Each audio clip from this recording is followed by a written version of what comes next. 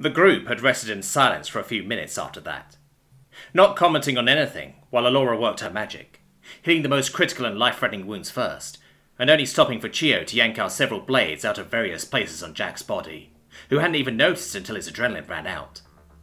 The collapse of the building had made these wounds even worse, and the Alethi was as careful as she could possibly be on the blades that had snapped in several places, with Nika theorizing that Svartal had intended them to break up once they entered the body. Alora seemed conflicted as she worked, trying to ignore Jack's insistence that she healed the others first before she worked on him. Sephi's wing had been mauled badly by Zal's attack and the resulting fall, but Alora cautioned that they would need a more experienced healer to properly look at it, though she was able to numb the pain for her. Though Sephi had suggested visiting a street doc and paying for surgery herself, Alora knew she just didn't want to go to the Temple of Hope. Sephi had relented reluctantly after it was pointed out that the healing magics of the temple would be far quicker and probably free of charge, at least once they gave their report to the right people there. The Skritter had demanded they go back to Glazespring and rest in a safe zone with as many sweet drinks as they could have, and nobody was against the idea. Alora knew she needed to send word ahead to the right people, and intended to contact the Church of Astara with the help of Jack as the best people to trust. Nika got the group's stuff back from where they'd hidden it, and started looting the bodies with Sephi, while the others were busy petting the dog. That is to say, Jack and Alora did, while Chio kept her distance, still weirded out by the beast. I'm telling you, we have no idea what this beast even is, and you want to trust it even after it started shooting lightning bolts everywhere? It fought alongside us, Chio. Alora rolled her eyes at her friend's paranoia. Are you really going to be mean to it? I'm not mean to it, Chio denied, as with a grin the dog wandered over to Chio at Alora's encouragement. No! Keep it away from me, it's dirty, Chio whined as she floated up, as the dog kept jumping to try and catch her. See? It just wants to play, Alora smiled. Maybe you just need to get used to him over time. Get used to... Oh no, Chio replied in realization. Yep, Alora grinned.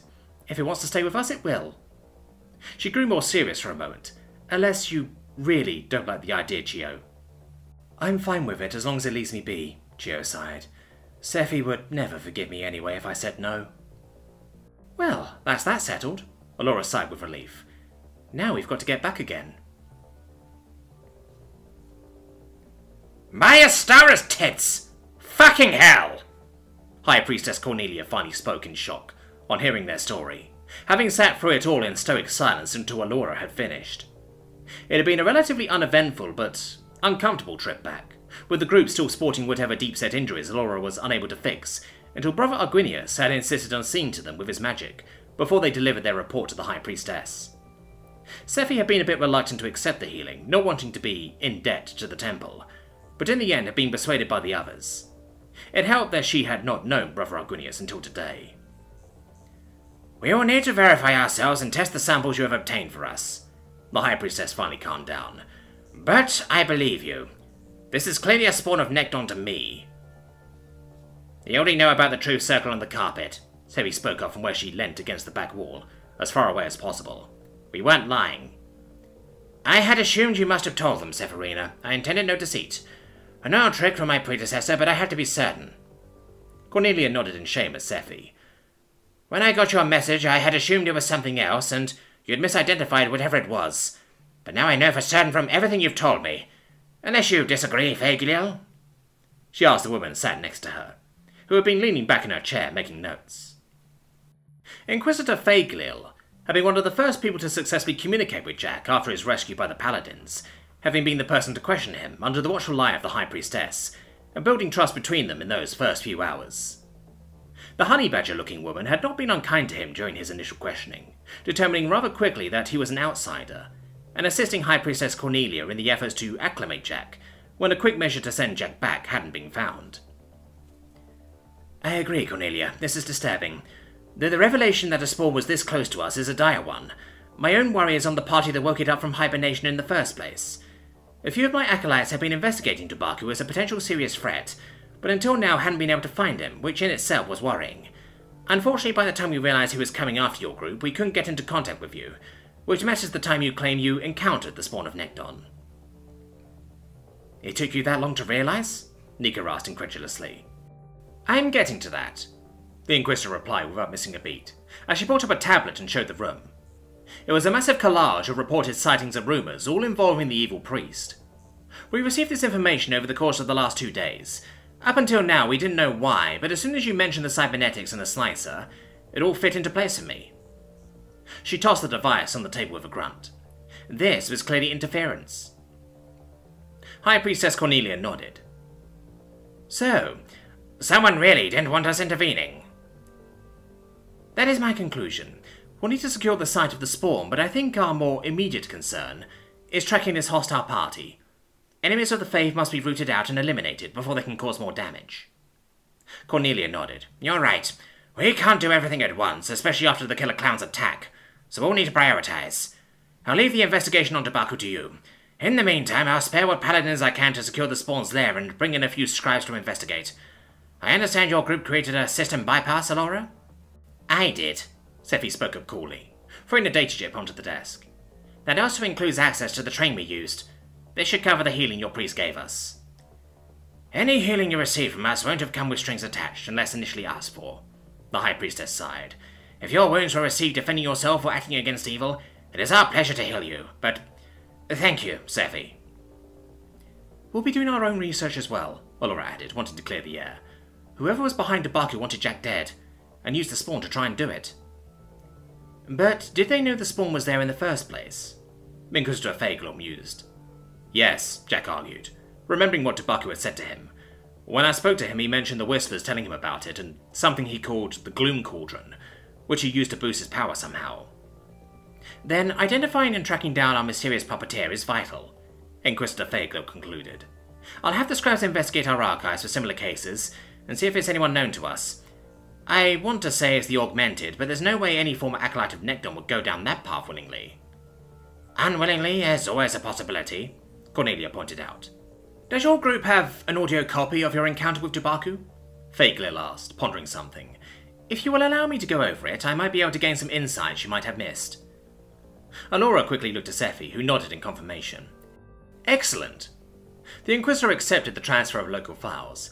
I'll have my adepts clear up the audio, and I'll send you a copy of my findings.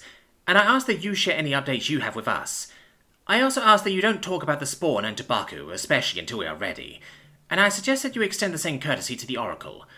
The Green Wardens are usually cagey when speaking to us, but in this case neither of us want interested third parties coming to investigate the area and making things difficult. Agreed, Cornelia replied before turning to the group. Regardless, you have enemies still out there, especially you, Jack. I had hoped that you wouldn't get yourself into trouble, but it seems trouble has mostly come to you instead, so I wish you the best of luck. Stay sharp, stay smart, and trust in yourself and your friends. You always have our support if you need it. Woof! The dog agreed, the beast having already received several strange looks from the two women. I would say Astara watch over you, Cornelia continued, looking at the dog in wonder. But perhaps she already is. You take good care of them, she ordered the dog, as she gently scratched it behind the ears. Woof! The dog confirmed. Gods, I'm exhausted. Sephi plonked herself down on the sofa, laying down and putting her feet on Jack's lap. At least we made it back safe. Same, Alora agreed, as she threw everyone a can of cold soda, though I'm surprised we didn't run into any Zorn on the way back. Yeah, that was weird, Nika agreed. Maybe they played it cautious after losing a few patrols to Baku and his Risen. Maybe, Alora agreed thoughtfully, sitting down with the others, sighing and sitting in silence for a few moments to clear her mind before she brought up business. We need to go over what happened and work out what to do next. Agreed, Gio spoke up, but we still have school tomorrow and enemies that attend it. Early nights for everyone? Nika added, pointedly looking at Sephi. Oh, fine, the scritter sighed. But can someone go over my homework for me and let me know if I've messed up? You actually did it? Alora asked with a laugh. That's not like you on a run weekend. I did it on the train, Sephi grinned. Turns out just keeping the vehicle going forward and leaving everything else switched on gets rather boring after a while. You made driving a train sound much more complicated, Jack laughed weakly. I hope you go over it. The parts I actually understand anyway. Thanks, Jack. Back on topic? Chio interjected. Yes, Alora agreed. Jack, I'm sorry we didn't get the answers you wanted, but at least we have a trail to follow. The Church of Astara can help a little, but they're more focused on the spawn of Nekton and Baku than anything else. That doesn't mean they won't be helpful with the rest, but they're stretched thin, especially right now. We need to do our own investigation. I've already put out a few feelers on the cyberware. See if anyone's heard about it without giving any specifics, Sephi added as she addressed the group. That's probably our best lead right now, but it depends on what information we can pull from it. I may have a few friends of friends of friends that can help us crack it, but it'll cost us when we finally find someone. No way am I trusting this one to the temple, so I guess I'm leading this one. I'll be researching the Gloom Cauldron, Chio added, which the others translated for Jack. We don't know anything about it, and that doesn't sit right by me. What it is and how Dubaku got it will uncover a few pieces of the puzzle at least. Jack, I also want to research your arrival, and merge with you at some point to see your memory of it myself when you're up for it. Perhaps the Church of Asara missed a few things. Jack took a sharp intake of breath at that, which only Chio might have noticed, though if she did, she didn't mention it. He had no intention of reliving that horror again unless absolutely necessary, and he had been through enough today already. Not tonight, Allura argued. We need to sleep well. As for me, I've sent word to my people to see if they have any more information on the Oracle species. If anyone would know what could have messed with the Oracle, it's probably them. I'll also keep in contact with the Green Wardens there in case anything changes. And I guess I'll be keeping an eye on the bounty boards, Nika noted. For any suspects, and if anyone else is coming after us. Thanks, guys, Jack replied sincerely after a few moments of silence. Well, I help you out however I can. I guess I'll walk and feed this guy in the meantime. He gave the dog a head rub as it was lying next to him on the sofa. It's one of us now, Laura smiled. They should probably have a name. Yeah, do we even know what species it is, Chio? Sephi asked. No idea, the Alethi replied thoughtfully, before suggesting a name that sounded to the others like a random garbling of unpronounceable syllables. What? Nika asked. Chio, how would you even spell that? Kokotutu. It means hungry chaser in my people's ancient tongue. Chio, I wouldn't even begin to know how to pronounce that, Sephi argued. Only a complete idiot would ever try to read a word like that out loud. The girls eventually got into arguing with one another over various ideas for names, while Jack just sat there, petting the dog and waiting for them to calm down. He had thought of a few names already, from dumb ones like Pikachu, to the cliché ones like Zeus and Thor. He even thought about some famous dogs from history like Hachiko or Lassie. But looking at the dog as he petted it, he felt none of those fit, until he thought of a name that felt right. Jack, do you have any ideas? Allura asked him, knowing he had been staying out of it on purpose. Dante, Jack answered simply, as the dog looked at him with bright eyes. Woof! It barked excitedly in excited agreement. Well, it looks like that's settled, Allura decided, on seeing the agreed nods of all the others. Welcome to the team, Dante. Though they had all committed to their different projects and still had some things to go through from before, they wouldn't be doing that tonight. Tonight was for de-stressing and relaxing.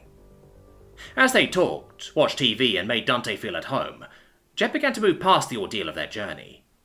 It had been wrought with peril and near misses, but making it out of there had been a hell of a rush. Though he knew he had gone through a hell nobody should ever have to go through, least of all a teenager like him. He had killed many since his arrival to this plane of existence that crossed his path. When they had ambushed the clowns and Zorn, they deserved it. When they had defeated the spawn of Nekton, it had been survival.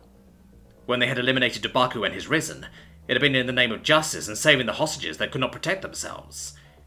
As for the Red Legion aspirants and the bounty hunters, self-defense. He was interrupted from his reverie by Nika's expression of horror. She was looking at her tablet in shock, as one by one the others stopped to look at her. What is it? Allura asked in worry. Jack's bounty went up. Nika looked at them all. Several different random profiles were just created, and added the same amount of credits to the pot over a space of a few seconds, and House Malkara updated their pot a minute after that. They're taunting us, Allura growled. Want us to know they're involved somehow. What else? Sephi asked in worry, seeing Nika's expression remained the same. The Kizan took a deep breath before slowly replying, Devil's daughter just placed a mark on Jack. Zal Han had to sleep on the streets once again. His public loss to the Kizan girl had completely ruined and humiliated him. He didn't even get to face his bounty. The video had been posted all over the local net, and he had been bombarded with messages and comments. One girl from the local academy, Vanya something or other, had even requested an interview, which he had rudely declined, seeing as she was one of the main influencers that shared the video on MyFace. His last students had left him, taking what was left of their money back from Jalhan by force, after he begged and pleaded with them to stay. He spent some time trying to find a good place to shelter that was out of the way, trying to keep himself covered up as much as possible. He had no desire to be recognized and disturbed, so he'd hunkered down if he could, and tried to scrounge some food and credits at night. A week or two to allow the news of his humiliation to die down, and maybe he would try again. A new cult or a religion sounded like a better way to make some quick credits anyway. He would plan his next move in the meantime. It had been several hours of trying to find a good spot, but it had been difficult throughout. More than once people would see through his disguise and mock him, forcing him to run away to a new area.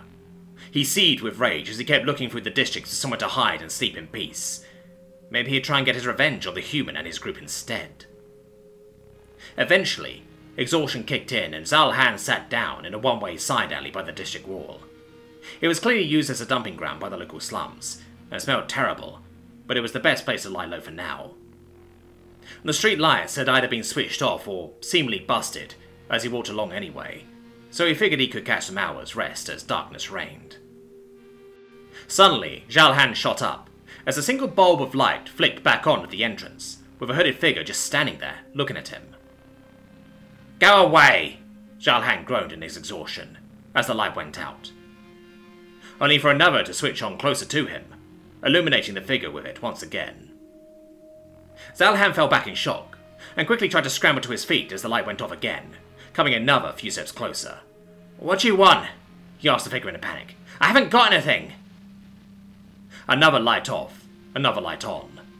The figure was closer now, and Zal-Han could see the dark obscuring clothing of the biped that covered his identity, though not what was underneath the hood. Something bright that clearly contrasted with the dark clothing the figure wore. "Help! Please!" Zal-Han yelled, though none came.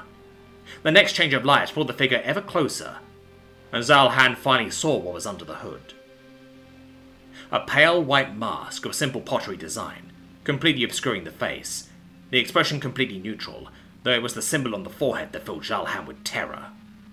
The burning skull, the symbol used by those that worshipped the Destroyer. "No! Wait!" Zal-Han tried, whispering to the figure.